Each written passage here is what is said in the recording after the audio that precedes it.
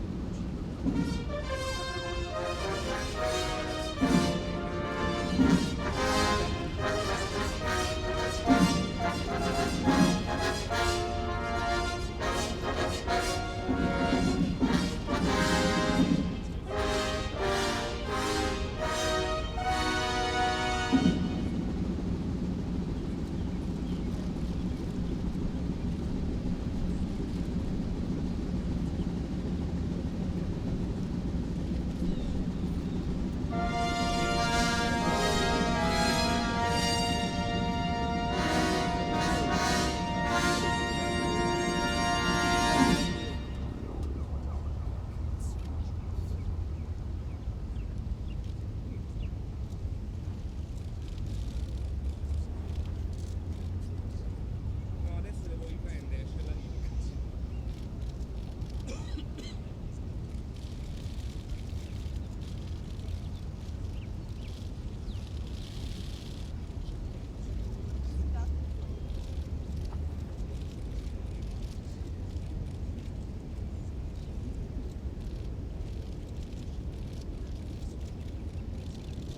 Aspetta, facciamo un tentativo, facciamo un tentativo.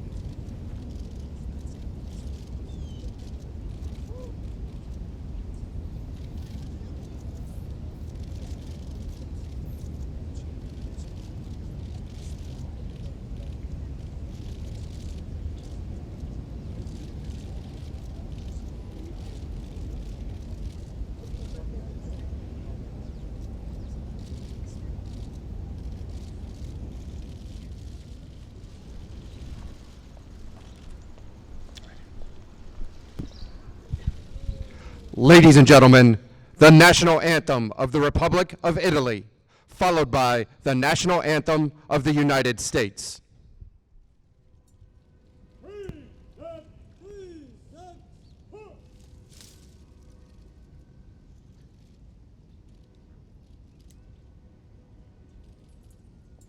Step, present, arms.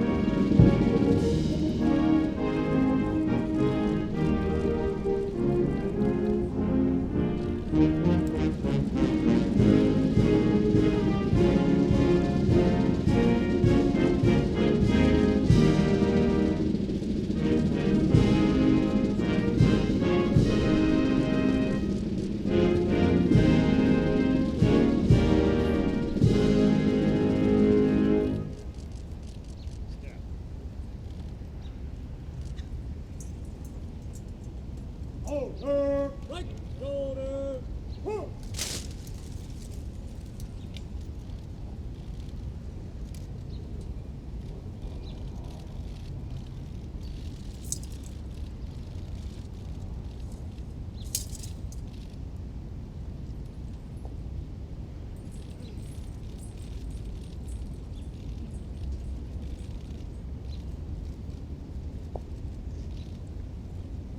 Mr. Prime Minister.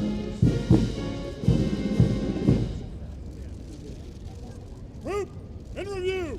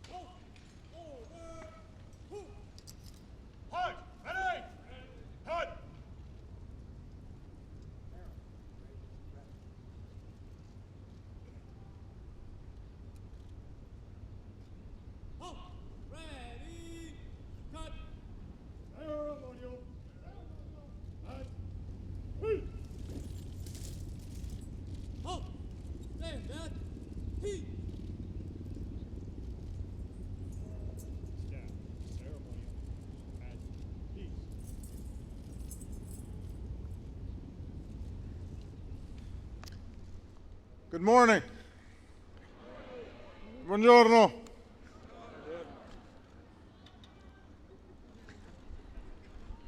Today is bittersweet for Michelle and I because this marks the final official visit and state dinner of my presidency. But it's okay.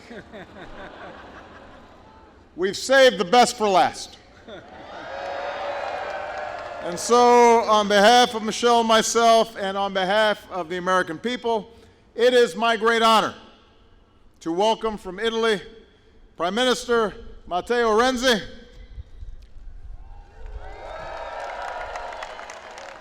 and Mrs. Agnese Landini.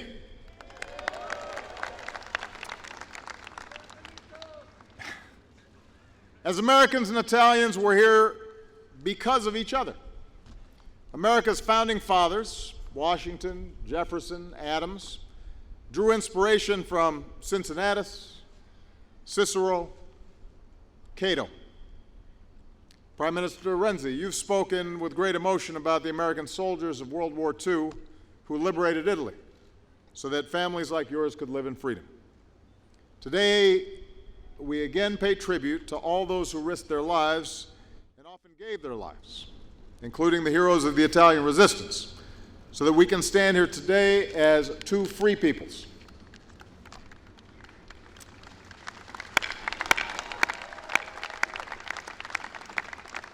And on a personal level, today is a chance for Michelle and me to reciprocate the incredible warmth and hospitality that the Italian people have shown us on each of our visits to Italy. When years ago, Michelle and I traveled through Tuscany, back when we didn't have kids, so we could have a really good time. You remember that? Then when, in my first term, we brought our daughters to Rome to experience the timeless beauty of the Eternal City.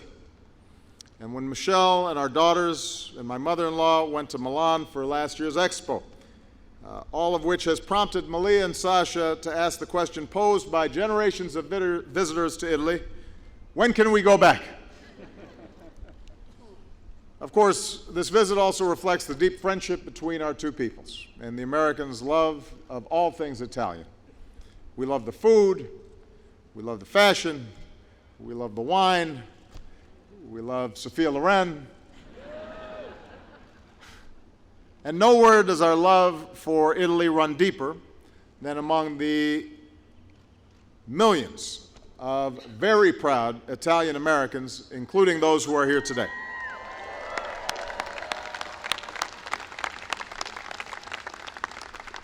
Now, I'm not fortunate enough to claim Italian ancestry myself, although my name does end in a vowel.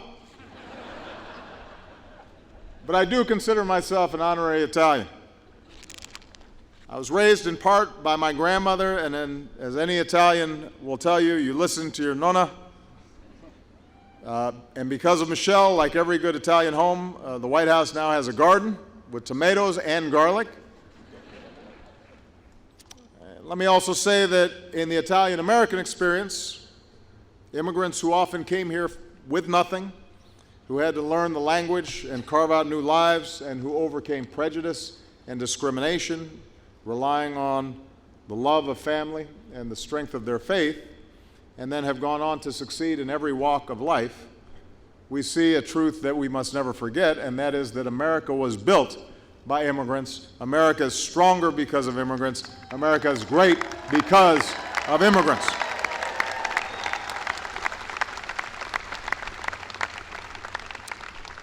And as president, I'm especially grateful for my partnership with my good friend Matteo. I mean, look at him. He's young, handsome. He's put forth a vision of progress that's not rooted in people's fears, but rather in their hopes. He knows that as nations, as individuals, we have the power to achieve great change. In Italy, he's challenging the status quo with bold reforms. He likes to tweet a lot. We also have in common the wisdom to marry remarkable women, leaders in their own right, who've dedicated their efforts to giving children every opportunity to succeed, including a good education to our sons and our daughters. So I'm told that there is an Italian saying, forgive my accent, patti chiari, amicizia lunga. Wonderful. So, roughly translated, it means that clear conditions lead to long friendships. When it comes to Italy and the United States, the underlying conditions could not be more clear. We're united not only by our interests, but also by our values, by our love of liberty, by our commitment to the dignity of every human being, which is why I can say without hesitation that Italy is one of our strongest allies and one of our closest friends. And in Italy and in Prime Minister Renzi, the United States has a partner with whom we share a common vision: inclusive, growing economies that create opportunity and reduce injustice and inequality, a Europe that is whole and free and at peace, a strong NATO alliance committed to our collective defense and united in the face of aggression and terrorism, empathy for the migrant, and compassion for the refugee.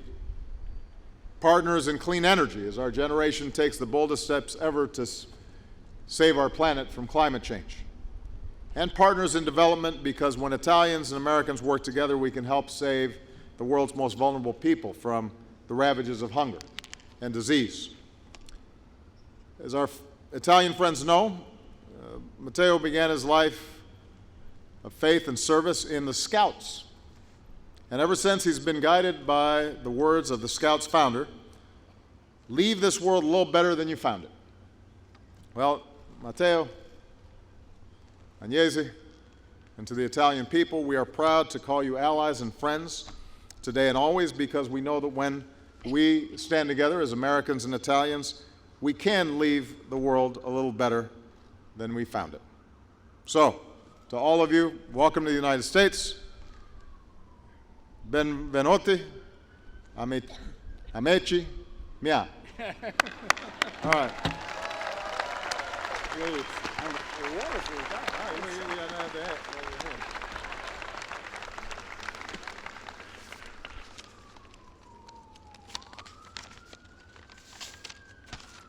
Mr. President, Mrs. Obama, my American friends, cari amici italiani e italo-americani, thank you for such a warm welcome here. President Obama organized very perfectly everything, also the sun, incredible organization. And Agnese and I are delighted to be here. It's an incredible honor, it's an incredible gift. This opportunity on this solemn occasion to celebrate the relation between our two nations. Obviously, we are ready in every moment to host you and your family, in every moment, as also in every city, also Florence. But we are so excited for this occasion and this opportunity. The enduring friendship and the bond between our countries have never been so strong, so deep, and so wide. Italy and the United States work together globally, fighting terrorism, providing security, creating economic opportunity. But I think, Mr. President, if you think about our history, we can imagine 5 centuries ago, when a young Italian called Amerigo Vespucci gave his name to America. And 70 years ago, so many young Americans sacrificed their lives to give freedom back to Italy. Thank you again to these people. Today, we together, we are facing the challenge of give the name to a new era together. A new era, a new season full of opportunities, also full of uncertainties. But my personal opinion is the name of the future has to be freedom. The name of the future has to be education, not intolerance. Sustainability, not destruction. Trust, not hate. Bridges, not walls. The name of the future has to be growth, not austerity. And in a time of fear, we have to give answer with the audacity of hope, not only in the United States. Mr. President, Italians love history. The Romans used to say, historia magistra vitae. History is a teacher of life. We think history will be kind with you, Mr. President. Under your leadership, a country hit by crisis start growing again. Day after day, you have made change that improve lives, help the environment, and create opportunities for poor people. I think there are a lot of people who think that politics is only about screaming, fighting each other, hate, create division. You are different, Mr. President. We are different. We think politics is make a difference, and this is the reason. because we love history. But at the same time, we need a future. We love our past, but we need a future. In the history of Italy, there are a lot of incredible personalities. Michelangelo, Leonardo, Galileo, the most incredible genius of the past. But they are not our stakeholders. Our stakeholders in this time are our children, the future of the new generation. And for this reason, I think Italy is ready to build with the United States of America a great season of new opportunities, a future, common future based on strength, civil rights, education, culture, soft power, the real great bond between the United States and Italy. So, Mr. President, we have a great poet, Dante Alighieri, who used an expression wonderful. I'm not able to translate in English, I'm sorry. Fatti non foste a viver come bruti, ma perseguire virtute e conoscenza. Fatti non foste a viver come bruti. Means our mission is not follow the brutality, but follow values and knowledge. This is the choice for us today. This is the mission for the new generation of politicians. This is the ambition. I think we will never be tired of being a true friend, a solid partner of the United States of America. In this spirit, thank you so much for your leadership, Mr. President, and thank you so much for your friendship. We are so honored to be here because here there is the heart and our identity. Viva gli Stati Uniti d'America, viva l'Italia, viva la libertà. Thank you.